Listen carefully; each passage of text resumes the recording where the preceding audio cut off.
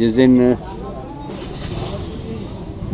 बिहार की सरकार बदली तो एक ने बोला, बोले ये तो हमारे यहाँ होता है, बोले बॉयफ्रेंड कभी बदल लेती लड़की। तो बोले बिहार के मुख्यमंत्री की भी ऐसी पोजीशन है, कब किससे हाथ मिला ले, कब किसका हाथ छोड़ दे। बीजेपी वाले बेचारे सत्ता से अलग हट गए हैं, तो विधवा विलाप नहीं करेंगे तो क्या करेंगे।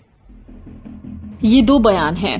पहला है भाजपा के राष्ट्रीय महासचिव कैलाश विजयवर्गीय का और दूसरा है जेडीयू के अध्यक्ष ललन सिंह का।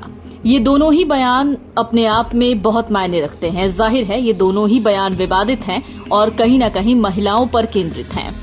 भाजपा के राष्ट्रीय महासचिव कैलाश विजयवर्गीय 25 दिनों बाद अमेरिका से इंदौर लौटे।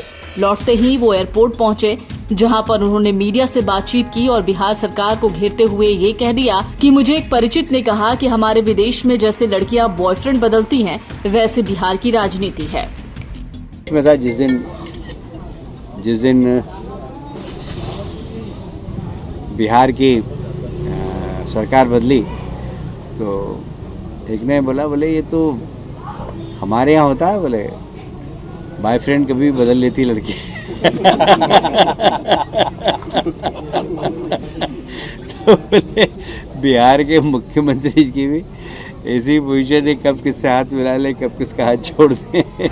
कुछ इसी तरीके का बयान दिया ललन सिंह ने। ललन सिंह ने तो यहाँ तक कह दिया बीजेपी को आड़े हाथों लेते हुए कि बीजेपी अब सत्ता गंवाने के बाद विधवा विलाप कर रही है। अरे बीजेपी वाले बेचारे सत्ता से अलग हट गए हैं, तो विधवा विलाप नहीं करेंगे तो क्या करेंगे। एक घटना हुई है तो उनको कह रहे जंगल रात दिखाई पड़ने लगा, और उनके जितने मंत्री जो धंधा कर रहे थे,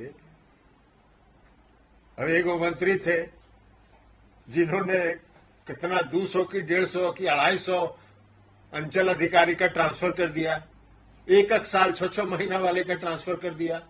नीतीश कुमार जी ने सबको रद्द कर दिया। अब उसके बाद उनका प्रवचन देखे कि कह रहे हैं कि हम भू माफिया के खिलाफ लड़ रहे थे, इसलिए हमारा सब आदेश रद्द कर दिया गया। जरा मुजफ्फरपुर में जाके पता कर लीजिए ना, सबसे बड़े भू माफिया वही है। अब आपके मन में ये सवाल उठता होगा कि ये राजनीतिज्ञ ऐसा बोल कैसे देते हैं, लेकिन ये कोई नया बयान नहीं है। अक्सर देखने को मिलता रहा है कि राजनीति में जब भी कोई दिग्गज इस तरीके की बयानबाजियां करता है तो मामला गर्मा जाता है। वैसे देखा जाए तो सांसद से लेकर मंत्री तक और नेता पार्षद हर कोई महिलाओं पर ही अपनी गालियां या अभद्र टिप्पणियां केंद्रित करता है। कुछ ऐसा ही सवाल ये है कि जब भी कोई बहस होती है तो वो बहस महिलाओं पर आकर क्यों ठहर जाती है, या फिर ज्यादातर गालियां या अभद्र टिप्पणियां महिलाओं पर ही क्यों केंद्रित होती हैं। ऐसी गालियों को लोगों के शब्दकोश से हटाने की जरूरत है, लेकिन फिर भी कई राजनीतिज्ञ इस तरीके की बयानबाजियां कर देते हैं और ज्यादातर टिप्पणियां महिलाओं पर ही आधारित होती हैं। कुल मिलाकर गालियों के केंद्र में महिलाएं होती हैं। अब सवाल ये है कि क्यों।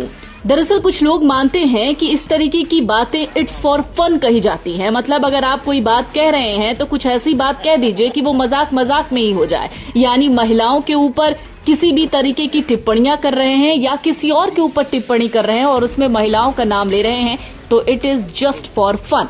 जाहिर है राजनेताओं की भाषा का ये कोश गालियां हैं जो महिला विरोधी हैं, जाति या समुदाय के लिए भेदभावपूर्ण हैं, अपमानजनक हैं और छोटा दिखाने के मकसद से हैं। हालांकि इस पर कोई नहीं बोलता और हम उन्हें ऐसे शब्दों का विकल्प दे रहे हैं जिसमें वो अपनी बात भी कह देते हैं, वो भी मजेदार या फनी तरीके से।